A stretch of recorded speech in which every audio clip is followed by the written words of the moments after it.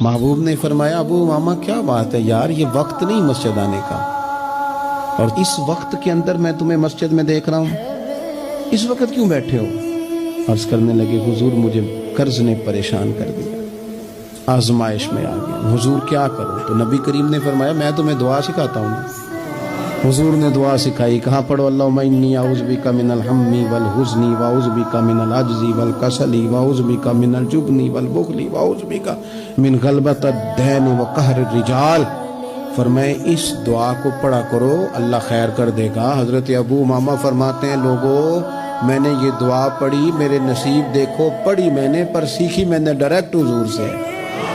میں نے یہ دعا پڑھی، اللہ نے میرے قرضے بھی دور کر دیے اور میرے غم بھی سارے دور کر دیے۔ ہمارے تو وظیفے میں اعلیٰ حضرت نے اس دعا کو شامل کر دیا، فرمایا اسے پڑھو، صبح بھی پڑھو، شام بھی پڑھو، غم بھی دور ہوں گے، قرضے بھی دور ہوں گے۔